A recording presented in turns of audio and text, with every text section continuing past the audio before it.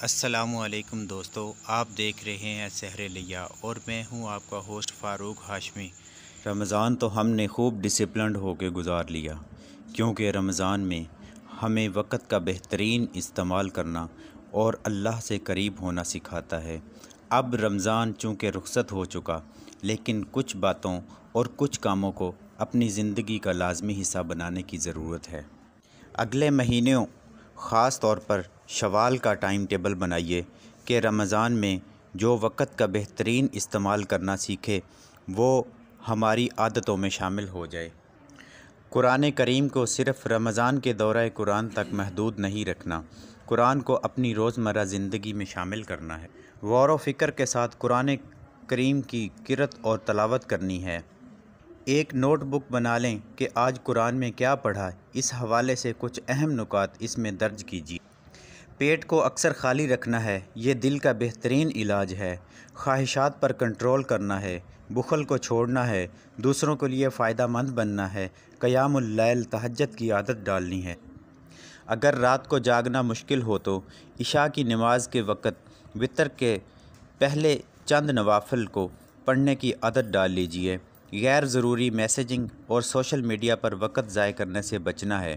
دوسروں کو کھانا کھلانا ہے، دوسروں کی خدمت کرنی ہے، سحری کے وقت استغفار کرنا ہے، رات کو آنکھ کھلنے سے توبہ استغفار کرنا ہے، صالح لوگوں کی مجلس اختیار کرنی ہے، جو اچھی عادت رمضان میں اپنائی ہے ان پر دوام اختیار کرنا ہے، موت تک اللہ کی عبادت کرنی ہے، اللہ سے تعلق کو تھام کر رکھنا ہے، آخرت کی فکر کرنی ہے، نیک اعمال کی حفاظت اور فکر کرنی ہے، نیکیوں پر استقامت اختیار کرنی ہے، قرآن کے ساتھ دل کو لگانا ہے، شوال کے روزے رکھنے ہیں، قضا روزوں کو پورا کرنا ہے۔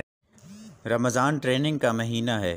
اس رمضان میں جو تقوی اور صبر ہم نے سیکھا ہے اسے باقی 11 مہینوں میں بھی پریکٹس کرنا ہے۔ اور ہاں، جس اللہ کو رمضان میں پا لیا اب اس کو کھو نہیں دینا، اس کے قرب کی لذت کو کھونے نہیں دینا۔ جس کو اللہ مل جائے، فرشتوں کی دعائیں مل جائیں اور جنت مل جائے، اسے اور کیا چاہیے۔ رمضان تو گزرنا سو گزر گیا، مگر جو کچھ اس میں پایا اسے کھونا نہیں۔ رمضان کے بعد بس ان کاموں پر استقامت اختیار کرنی ہے۔ اللہ ہمیں ان کاموں پر عمل پیرا ہونے کی توفیق دے، آمین۔ دعا ہے اس خالق کائنات سے کہ آپ کی ساری مشکلات دور کرے۔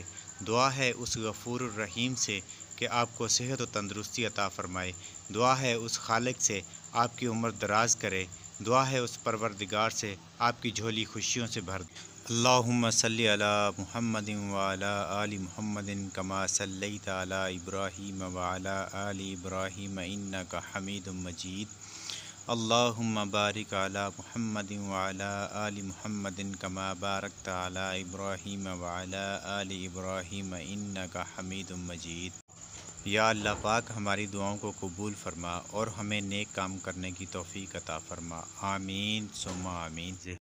آج کی یہ ویڈیو پسند آئی ہے تو اس کو لائک کر کے اپنے دوستوں کے ساتھ واٹس ایپ اور فیس بک پر ضرور شیئر کریں، اور نیچے کمنٹ باکس میں ہمیں اپنی قیمتی اور بہترین تجاویز سے بھی آگاہ رکھیے گا۔